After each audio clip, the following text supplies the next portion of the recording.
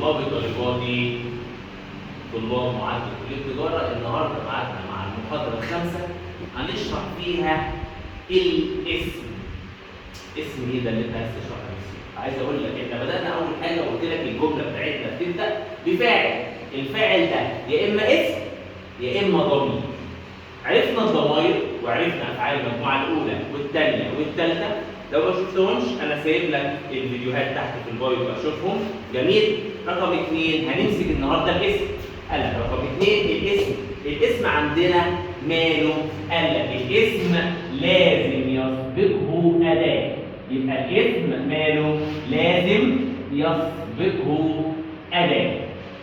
يبقى الاسم ايه؟ لازم يسبقه اداه. يعني ايه اداه؟ يعني بحط قبل الاسم ارتيكل اداه. طب هل كل الاسماء بحط معاها اداه؟ هل كل الاسماء بحط معاها اداه؟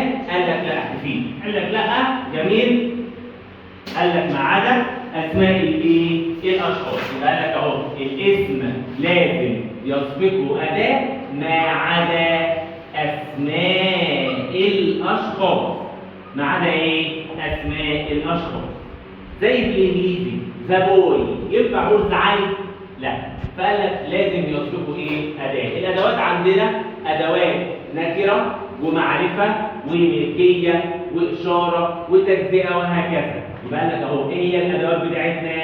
قال لك الادوات بتاعتنا يا ريس رقم 1 قال لك في ادوات النكره. ادوات الايه؟ النكره. رقم 2 ادوات المعرفه. في ادوات التجزئه. في صفات الملكيه. في صفات الاشاره. وفي عندنا حروف الجر كمان ممكن ايه نحطها معانا. احنا عايزين ندرس كل ده. في مشكله كده؟ يبقى ده بيسبق مين؟ الاسم. احنا عندنا حاجه صغننه في الفرنساوي لازم اعرف نوع الاسم، مذكر ولا مؤنث ولا جمع.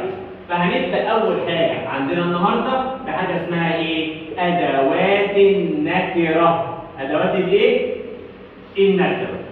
ايه هي ادوات النكره؟ قال لي دي ادوات بتسبق الاسماء. ادوات مالها؟ بتسبق الاسماء على حسب نوع الاسم. بتسبق الاسماء على حسب نوع الايه؟ الاسم. على حسب نوع الاسم. طب الاسم عندي ليه كام نوع؟ 3. يا اما مفرد مذكر، يا اما مفرد مؤنث، يا اما جمع. يا اما ايه؟ جمع. يبقى الاسم عندي كام نوع؟ قال لك 3. يا اما ايه؟ مفرد مذكر. يبقى الاسم لو مفرد مذكر احط معاه مين؟ احط معاه مين؟ طب لو الاسم مفرد مؤنث احط معاه مين؟ احط معاه مين؟ طب لو الاسم عندي جمع، لو الاسم عندي مين؟ جمع، احط معاه مين؟ احط معاه مين؟ اعرف ازاي ان الكلمه مذكر ومؤنث والكلمه جمع؟ قال لي الكلمه لو اخرها او، لو اخرها ايه؟ او تبقى ايه؟ مفرد مؤنث. طب لو الكلمه اخرها اس او اكس تبقى ايه؟ تبقى جمع. طب لو مش اخرها او ولا اس ولا اكس تبقى ايه؟ تبقى مفرد مذكر. في مشكله كده؟ لا. طب اديني امثله كده يا مسيو عشان اعرف.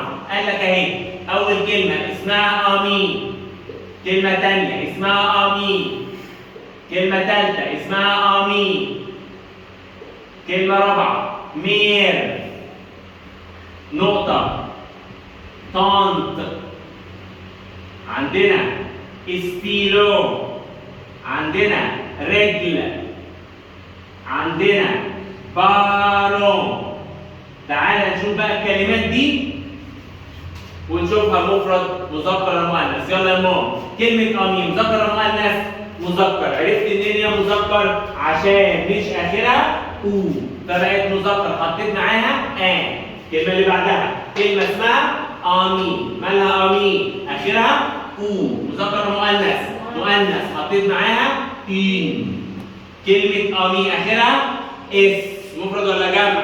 جمع. حطيت معاها اللي بعدها كلمة مير. يعني ايه مير؟ ماما. يعني ايه مير؟ ماما. مذكر مؤنث. مؤنث. حطيت معاها إن. كلمة تونت مذكر مؤنث، مؤنث حطيت برضو معاها إن. كلمة ستيلو مذكر مؤنث، مذكر عرفت منين؟ عشان مش آخرها أو، حطيت معاها مين؟ كلمة رجل آخرها أو مذكر مؤنث، مؤنث حطيت معاها إن. كلمة بارو آخرها أس، مفرد ولا جمع؟ جمع حطيت معاها مين؟ دي. وكده المفروض خلصنا؟ لا ما خلصناش لسه، ليه؟ عشان الدكتورة بتحط أسئلة فيها حالات شاذة، وهي دي اللي أنا النهارده هقعد أحفظها عشان أعرفها. يبقى أنا كده عرفت أدوات النكرة، خلي بالك، أنا عرفت إن عندنا بتاعة المذكر، إن بتاعة المؤنث، ودي بتاعة الجمع. حاجة صعبة كده؟ تعالى بقى نعرف إيه هي الكلمات أو الأسماء الشاذة. هنحفظها النهارده، هتحفظي معايا الكلمات الشاذة. إيه أول كلمة عندنا؟ قال لي خلي بالك في كلمات آخرها أو، كلمات إيه؟ آخرها أو ولكن مذكر، دي أهم حاجة. إيه الكلمات اللي آخرها أو ولكن إيه؟ مذكر. تعالى نشوفهم مع بعض. 1 2 3. احفظي معايا. بابا بير.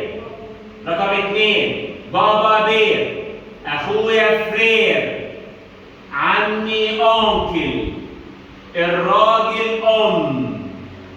مدرسة ليسيه. كتاب ليفر. العمر آج.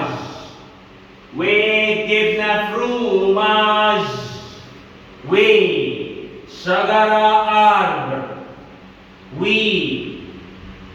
تليفون. وعندنا ايه تاني؟ عندنا بوبيتر. المقعد. المقعد اسمه ايه؟ بوبيتر. يبقى تعالى نفتكرهم. بابا بير، يبقى الاب يعني ايه؟ بير.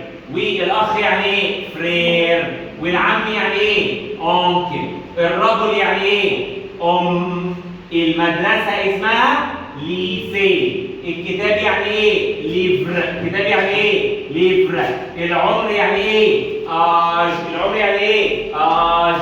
والجبنة فروماج. والجبنة فروماج. والشجرة أرض. الشجرة أرض. وعندنا مين؟ تليفون. وعندنا بوبيتر اللي هو مين؟ المقعد. بس كده؟ قال لك لا، الواد قابل البنت فين؟ في الكافيه. وشربها ايه؟ لاتيه. وهو غلبان شرب تيه. وعزمها على باتيه. وعزمها على ايه؟ باتيه. يبقى الكافيه القهوة اسمها كافيه. القهوة اسمها ايه؟ كافيه. القهوة اسمها ايه؟ كافيه. والشاي واللاتيه يعني ايه؟ لاتيه. والشاي يعني ايه؟ تي. يبقى الكلمات اللي قدامك دي كلمات مذكرة بتاخد مين؟ بتاخد مين؟ يبقى الكلمات دي كلمات مذكرة بتاخد مين؟ تعالوا نرجعهم مع بعض. بير. بابا بير. أخويا فرير. عمي أونكل. الراجل مدرسة ليسيه. كتاب ليفر. العمر آج. الجبنة فروماج. الشجرة أرض. الشجرة أرض. ومعاهم مين؟ تليفون. وفي حاجة تاني؟ لا، قال عندنا المقعد اسمه بوبيتر. المقعد اسمه بوبيتر. والقهوة كافيه. والشاي اللاتيه يعني ايه؟ لاتيه. والشاي اسمه ايه؟ تي. في حاجة صعبة؟ الكلمات دي مالها؟ كلمات مذكرة. كلمات مالها؟ مذكرة. كلمات مالها؟ مذكرة. طيب في عندنا بقى كلمات مؤنثة. كلمات ايه؟ مؤنثة بس مش آخرها أو، وده الجزء الثاني من الحالات الشاذة. قال لك أهي في كلمات مؤنثة. كلمات إيه؟ مؤنثة. مالها الكلمات المؤنثة دي؟ لا تنتهي بأو. لا تنتهي بإيه؟ بأو. مين الكلمات اللي هي مؤنثة بس مش آخرها أو؟ قربي عليا. قال لك رقم 1 ميزون. إيه ده؟ يعني إيه ميزون؟ المنزل. سيزون. يعني ايه سيزون؟ يعني موسم. تلفزيون. يعني ايه تلفزيون؟ يعني تلفزيون. يعني ايه درس؟ ليسون. يعني ايه؟ ليسون. يبقى تاني ايه اول 4 كلمات؟ المنزل يعني ايه؟ ميزون. الموسم سيزون. التلفزيون تلفزيون. الدرس ليسون. رقم 1. رقم 2 عندنا فوتو، يبقى الصورة يعني ايه؟ فوتو. الموتوسيكل يعني ايه؟ موتو. الراديو يعني ايه؟ راديو. يبقى أول 4 كلمات أهم. بعد كده 3 كلمات أهم، تعالى نشوفهم. فوتو يعني ايه؟ صورة. موتو يعني ايه؟ موتوسيكل. راديو يعني ايه؟ راديو. نسي خلاص كده؟ لا عندنا اللون كولر، والاختي سر، اديتها فلور، والمفتاح كيلي. يبقى الاربعه دول كلمات مؤنثه. اللون يعني كولور، الاخت سر، الزهره فلور، المفتاح كلي. المفتاح كلي. تاني يبقى اللون اسمه ايه؟ كولور، الاخت سر، الزهره فلور، المفتاح كلي. الكلمات دي مؤنثه، هتاخد الاداه اسمها مين؟ ان. هتاخد الاداه اسمها ايه؟ ان. ايه هما؟ ميزون، سيزون، تلفزيون، ليسون، فوتو، موتو، راديو، كولور، سر، فلور، كلي. طب ايه الكلمات المذكره اللي مش اخرها هو عايزها كبيره شويه؟ بياخدوا الاداه مين؟ بياخدوا الاداه مين؟ مين هي؟ بير، فرير، ليسي، ليفر، اج، فروماج، اربر، تليفون، بوبيتر، كافيه، لاتيه، باتيه، تي. يبقى انا عرفت الكلمات المذكره اللي هي مش اخرها او اللي اخرها او بس مذكر، والكلمات المؤنثه اللي مش اخرها او بس مؤنث. دول ما بيخرجش منهم الامتحان. شايف السبوره دي؟ جميل، مهمه جدا جدا جدا. الدرس بتاعنا بيتكلم عن الادوات النكره اللي هي مين؟ وإين ودي. السامع وإين ودي. المذكر مؤنث إين، الجمع مين؟ دي. يلا بينا نحل عليهم. يلا بينا.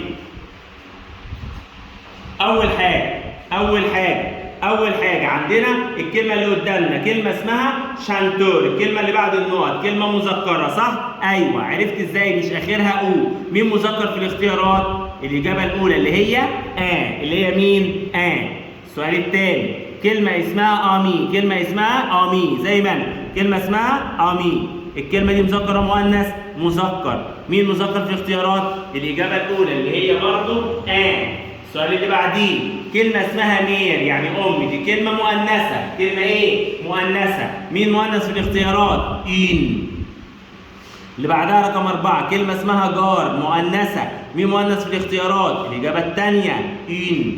اللي بعدها كلمة اسمها جن. اسمها إيه؟ جن. آخرها إس. آخرها إس. الكلمة دي جمع. مين جمع في الاختيارات؟ الإجابة الثالثة. السؤال اللي بعدها كلمة اسمها في. بالراحة شوية. إيه يا عم أنت بتجري ليه؟ معلش. كلمة في مذكر مؤنث؟ مؤنث. مين مؤنث في الاختيارات؟ الأولى ولا الثانية ولا الثالثة؟ الثانية اللي هي إن. اللي بعدها كلمة اسمها كوبان. كلمة اسمها كوبان. كلمة مذكرة. مين مذكر في الاختيارات؟ برافو عليك. اللي بعدها كلمة اسمها كوبين. آخرها إيه؟ مذكر مؤنث. مؤنث. اخترت معاها الثانية. كلمة كلي أنا قلت لك الكلمة دي آخرها إيه؟ أنا عارف دي كلمة مؤنثة. دي حالة شاذة. كلمة مؤنثة. مين مؤنث في الاختيارات؟ قال لي الإجابة الثانية. كلمة كلي مؤنثة. اللي بعدها كلمة نفس الكلمة آخرها إيه؟ اس. الاس دي مفرد ولا جمع؟ جمع. مين جمع في الاختيارات؟ دي. سؤال رقم 11 كلمة فامي اللي هي عائلة آخرها إيه؟ مذكر مؤنث؟ مؤنث. مين مؤنث في الاختيارات؟ الإجابة الثانية. السؤال بقى رقم 12 كلمة فلور. كلمة من الكلمات الشاذة اللي آخرها مش بس مؤنث. كلمة فلور مؤنث معناها زهرة. كلمة فلور مؤنث معناها إيه؟ زهرة زي ما أنت. عندنا اللي بعدها كلمة اسمها فواتير. كلمة اسمها فواتير معناها عربية، كلمة مؤنثة. مين مؤنث في الاختيارات؟ برافو عليكي، الإجابة الأولى. الثانية سؤال رقم 14 كلمة شيان، كلمة مذكرة. مين مذكر في الاختيارات؟ الأولى. سؤال رقم 15 كلمة أبارتمون، كلمة اسمها أبارتمون يعني شقة، كلمة مذكرة. اخترت معاها مين؟ الأولى. سؤال رقم 16 كلمة اسمها فروي، كلمة مذكرة. مين مذكر في الاختيارات؟ الأولى. سؤال رقم 17 كلاس مؤنث. مين مؤنث في الاختيارات؟ الثانية. تعالى بقى 18 حالة شاذة. افتكرها معايا، كلمة اسمها ميزون. كلمة اسمها ايه؟ ميزون. مالها ميزون؟ كلمة مؤنثة. مين مؤنث في الاختيارات؟ الثانية. اكتبي جنبها مؤنث يعني منزل. ميزون مؤنث. مؤنث، برافو. السؤال اللي بعدها رقم 19 كلمة اسمها سور. كلمة اسمها سور. سور برضو مؤنث معناها أخت. مين المؤنث؟ الإجابة الثانية. سؤال رقم 20 بير. إيه ده يا ميس يو؟ ده آخرها إيه؟ قلت لك لأ، بير يعني بابا، يبقى لازم أحفظها. مين مذكر؟ الإجابة الأولى. سؤال رقم 21 كلمة اسمها فرير، برضو معناها أخ، الكلمة دي مذكر. مين مذكر؟ الأولى. اللي بعدها كلمة أونكل، آخرها أو بس مذكر. اخترت الإجابة مين؟ الأولى بالراحة. اللي بعدها كلمة ليسي معناها مدرسة ثانوي، برضو مذكر. آخرها أو أهي، آخرها أو، آخرها أو، آخرها أو بس مذكر. بس إيه؟ مذكر. اخترت معاها مين؟ الأولى. اللي بعدها كلمة ليفر مذكر، حطيت معاها مين؟ الأولى. اكتبي جنبها مذكر اللي هي ليفر يعني كتاب. السؤال الأخير كلمة إيكول، كلمة مؤنثة عادي، آخرها أو معناها إيه؟ مؤنث. وبكده نكون عرفنا أدوات النكرة بتاعتنا. إيه هي أدوات النكرة؟ قال لي وإن ودي. أدوات النكرة بتسبق الأسماء على حسب نوع الاسم. أنت عارفة إن المؤنث آخره أو اللي هي الإي، والجمع آخره إس أو إس. طب أنا لو مذكر ولا ده ولا ده؟ طب بس كده يبقى انا كده بصدمك. لازم اعرف الكلمات الشاذه اللي اخرها او بس مذكر بحفظ الصوت، والكلمات الشاذه اللي مش اخرها او لا تنتهي او بس كلمات مؤنثه. تعالى نعرفهم، افتكرهم تاني. بابا بير، اخويا فرير، عمي اونكل، الراجل ام، مدرسه ليسي، كتاب ليف، العمر اج، فروماج، ارب، تليفون، بوبيتر، كافيه، لاتيه وتي. كلمات دي مذكرة. طب في عندي كلمات مؤنثة آخرها أو، زي مش آخرها أو، زي ميزون، سيزون، تلفزيون، ليسون، فوتو، موتو، راديو، اللون كولور، والأخت سور، والزهرة فلور، والمفتاح كي. وبكده نكون خلصنا المحاضرة الخامسة اللي عرفنا فيها أدوات النكرة. انتظرونا في المحاضرات القادمة.